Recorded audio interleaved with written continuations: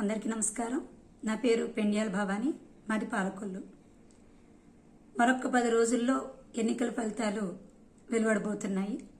ఈ సందర్భంగా ముందుగా పాలకొల్లు నియోజకవర్గ ప్రజలందరికీ కూడా శుభాకాంక్షలు తెలియజేస్తున్నాను. ఎందువల్లంటే మన నాయకుడు మూడోసారి హ్యాట్రిక్ దిశగా విజయకేతనం ఎగరవేస్తున్న శుభతరుణంగా ఇది పాలకొల్లు ప్రజల విజయంగా ప్రతి ఒక్కరు కూడా భావిస్తున్న పరిస్థితి.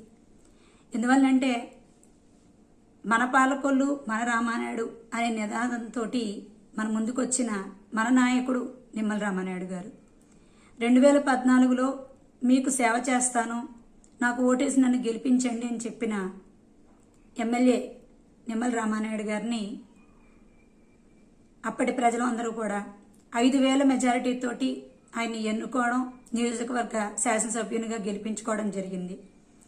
ఆయన గెలిపించినందుకు ప్రజల నమ్మకాన్ని వమ్ము చేయకుండా పాలకొల్లు నియోజకవర్గాన్ని ఈ రోజున అభివృద్ధి బాటలో నడిపించిన వ్యక్తి శాసనసభ్యులు రామానాయుడు గారు. అదేవిధంగా అదే నమ్మకంతో 2019లో మరొక్కసారి ప్రజలు ఆయనకి మరో అవకాశం కల్పించి 18,000 మెజారిటీతో ఆయన గెలిపించడం జరిగింది.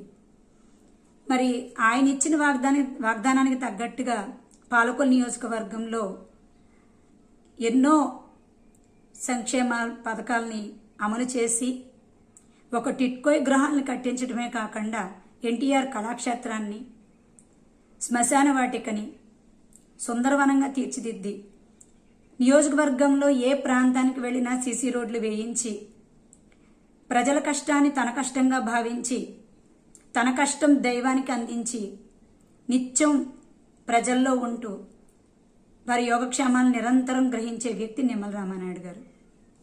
అటువంటి వ్యక్తిని మరోసారి అత్యధిక మెజారిటీతో గెలిపించుకోవడానికి ప్రజలందరూ కూడా సంసిద్ధంగా ఉండి మొన్న జరిగిన సార్వత్రిక ఎన్నికల్లో నిమ్మల రామానాయుడు గారిని అఖండ మెజారిటీతో గెలిపించుకోవడానికి ప్రజలందరూ కూడా ఆశీర్వదించడం జరిగింది.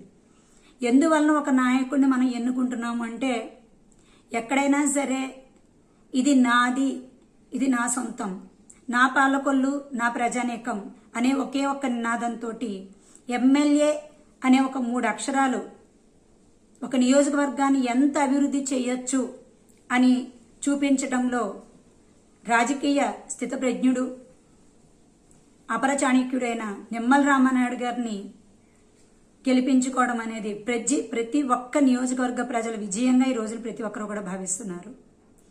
ఎందువల్లంటే నేను నియోజకవర్గాన్ని అభివృద్ధి చేశాను, 85% టిట్కో గృహాలను కట్టించాను, మరో 15% టిట్కో గృహాలని కట్టించాలి.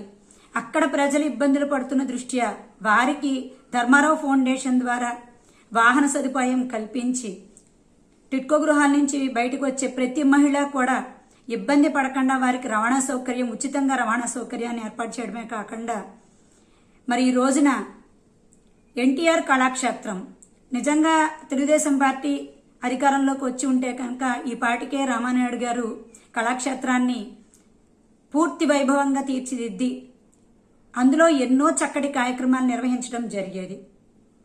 కానీ దురదృష్టవశాత్తు తెలుగుదేశం పార్టీ అధికారంలో రాలేని పరిస్థితిలో ఉండడం వలన ఈ రోజున మిగతా పూర్తి చేయవలసిన పనులన్నీ కూడా పాలకొల్లు నియోజకవర్గంలో కూడా ఆగిపోవడం జరిగింది. మరొకసారి ప్రజలందరూ కూడా తెలుగుదేశం పార్టీని గెలిపించుకుని ముఖ్యమంత్రిగా చంద్రబాబు నాయుడు గారిని గెలిపించుకుని అదేవిధంగా పాలకొల్లు నియోజకవర్గంలో నిమ్మల రామానాయుడు గారిని అత్యధిక మెజారిటీతో గెలిపించుకోవడం వలన ఒక ఎమ్మెల్యేగా ఉండే పాలకొల్లు నియోజకవర్గాన్ని ఎంత అభివృద్ధి చేసిన వ్యక్తి రానున్న రోజుల్లో అఖండ మెజారిటీతోటి ఒక మంత్రి స్థానంలోకి ఆయన వెళ్తే మన నియోజకవర్గ ప్రజలందరూ కూడా అదృష్టం చేసుకునే వారు అవుతారు. ఎందువల్లంటే నిమ్మల రామానాయుడు గారికి ప్రతి ఒక్క సమస్య మీద, ప్రతి ఒక్క విషయం మీద పూర్తి పరిజ్ఞానం ఉన్న వ్యక్తిని ఆయన చేస్తున్న చేష్టలే చెప్తున్నాయి. ఒక వ్యక్తి గురించి ఎవరో పొగిడితే వచ్చేది కాదు. ఆయన చేసిన అభివృద్ధి అనేది ప్రతి ఒక్కరికి స్పష్టంగా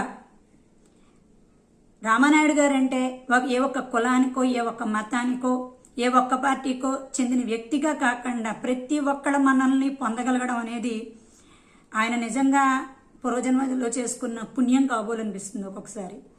ఎందువల్లంటే ఒక మంత్రిగా ఆయన బాధ్యతలు స్వీకరిస్తే పాలకుల్ని ఎంతటి స్థాయిలోకి తీసుకువెళ్తారు అనేది ప్రతి ఒక్కళ్ళు కూడా ధైర్యంగా చెప్పగలిగే మాట. ఈ రోజున ఒక్క విషయం ఆలోచించండి.